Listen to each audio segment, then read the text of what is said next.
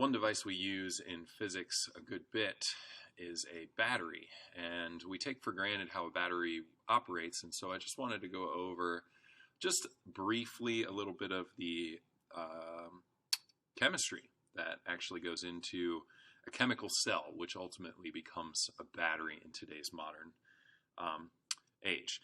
In chemistry, we learn that all elements, because of their valence electrons, will exchange electrons differently when mixed with solution. And so this particular cell is a fairly simple setup. It's a container of some kind containing an acid, in this case H2SO4 or sulfuric acid. And then we have these two strips of metal.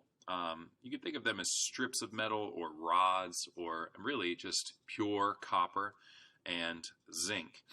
And when the copper and zinc are fixed in the container with a small end of it submerged within the solution, they react with the H2SO4 and exchange ions. And so basically the acid at the bottom becomes ionic, an ionic solution containing both positive and negative ions.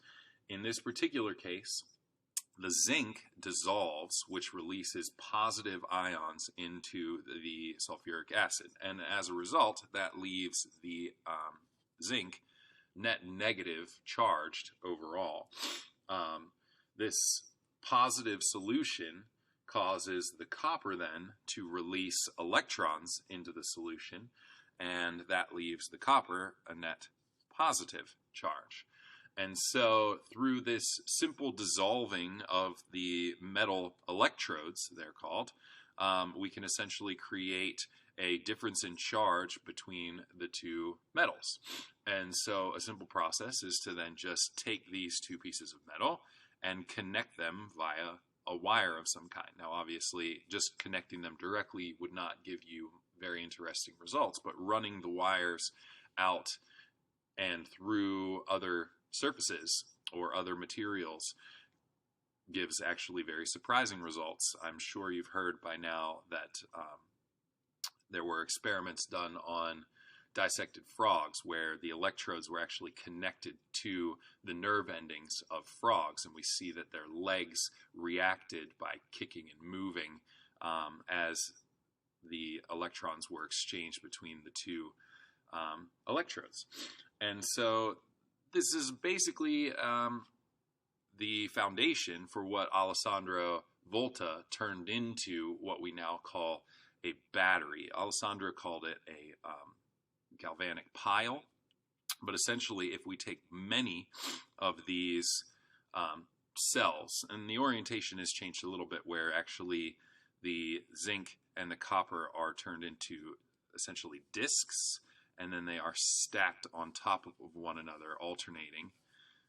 And then the entire thing is dissolved within some sort of solution, and then they are connected via wires throughout. And so it basically becomes a battery of cells. And so the shorthand combination of those things would then be a battery. And in physics, we note these as in the circuit notation as a capacitor notation, which is parallel plates representing the two electrodes.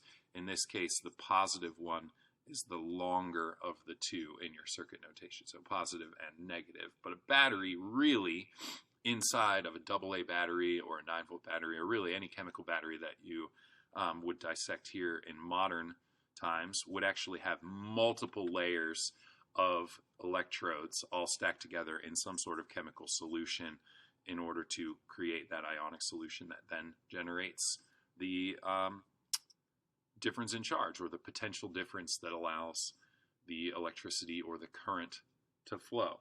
In physics, we take the chemical cell combination, or the battery, basically for granted that essentially the battery uses chemical properties of elements to create net charge. And so you may be saying to yourself, okay, in physics class, why are we doing chemistry? But really, I just want you to know what the background is behind the original generation of the potential difference. But of course, in physics, it stands to reason that the original net charge was not actually created in chemistry. It was a much more simple original discovery of electricity based on something called the Amber effect. And the Amber effect is a mechanical method for essentially creating a net charge on a system. And it is basically what you are typically used to in terms of static electricity. And so if we take not a conductive metal, but instead some sort of insulator, a plastic or a metal, or excuse me, a glass material of some kind, essentially a rod, plastic rod. You could even use a pen. A big pen will actually work just fine.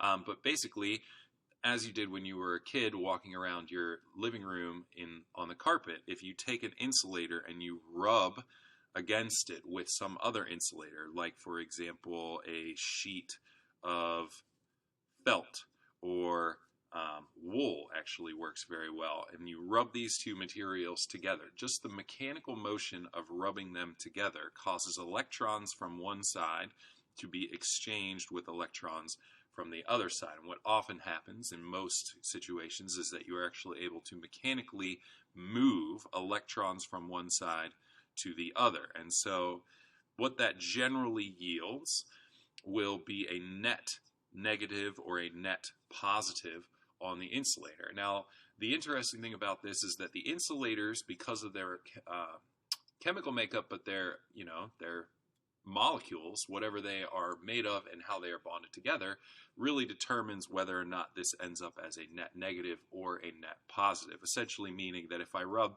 two different materials together, it's possible that the electrons from the insulating rod will actually move onto the wool, and vice versa. And so there's no particular way to tell whether or not I've got a positive or a negative relationship between the two. But nevertheless, I do create a net charge on the insulator. And I can see that by moving the insulator away from the material and then making contact with a neutral rod of some kind. So let's say we move this to negative. If I then brought that in contact with another object, whatever that object may be, by making contact, I can transfer these electrons onto the new material. And what we find is that after contact, this would then have a net negative charge. This would have some remaining negative charge. And if we were to isolate these two materials, we could actually note a repelling force between them due to the fact that they now have a net charge on them. And so in a much more mechanical, physical way, we are able to actually create a net charge between two objects, which can then be harnessed between two conductive surfaces in order to allow the current to flow, the electrons to flow, and generate electricity. For our purposes, we are mostly going to assume that a chemical cell, as I talked about at the top, is essentially just your provider of that net charge. And so when I connect a battery with a positive terminal to a resistor of some kind, which is utilizing the electricity, then all we are essentially doing is allowing the net charge from the negative terminal to flow electrons around through the resistor, which the movement of electrons is what generates the reaction within the resistor, which we call power. It's unfortunate that due to historic reasons and the fact that I stated up here that we don't know whether or not it was net negative or net positive, the original historic design for circuits identifies I, current, as going from the positive terminal and flowing through the circuit. We now know in modern physics that that's not true. The electron wasn't discovered until after this effect was noted, many years, 100 years later.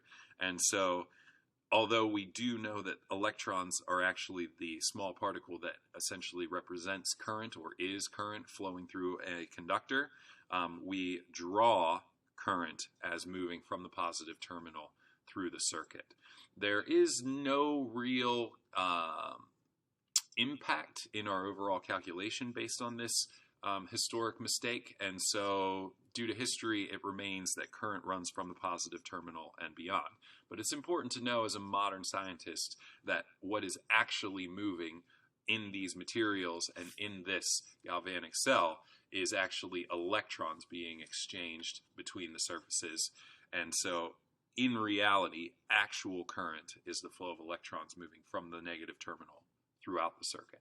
It doesn't make a difference for our calculations, and certainly from now on, I will always be from positive to negative, but just an important fact for modern scientists to be aware of.